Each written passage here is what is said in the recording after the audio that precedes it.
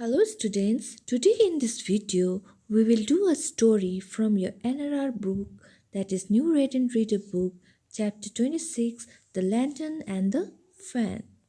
The Lantern and the Fan.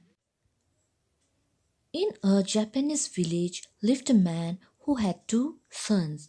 When the sons were grown up, each brought home a wife from another village long distance away. The father-in-law was very pleased with the daughter-in-law, so they lived very happily together. After several months, the young wives asked their father-in-law to allow them to go and visit their relatives and friends. After having them again and again, he at last agreed to let them go, but he wanted to know whether they loved him or not. So he asked each to bring a present for him. The older daughter-in-law was to bring fire wrapped in paper, and the younger daughter-in-law was to bring air wrapped in paper. If they failed to bring these presents, they were asked not to come back again. They did not think it would be difficult to bring such presents, so they happily agreed and went to visit their relatives and friends. They were so happy with their relatives and friends that time passed very quickly. It was time for them to return, but they had totally forgotten about the present for their father-in-law. They asked one wise man after another if they knew of any paper that would hold fire and air.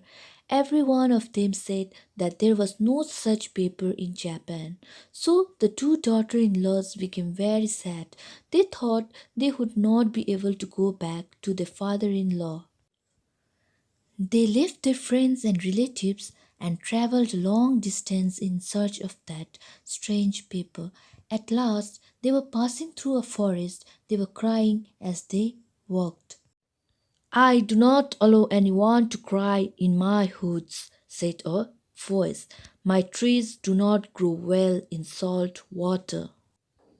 They looked around but could not see anyone anywhere. They were greatly frightened, so they cried all the more and said, "How can we help crying? We cannot go back home because we cannot find a paper that will hold fire and another will hold air." "It is very easy to wrap fire in paper," answered the same voice. "Here is a piece of paper. Now look carefully."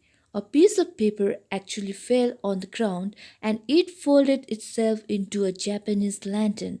The voice again said, "Now put a burning candle inside and you will have fire wrapped in paper."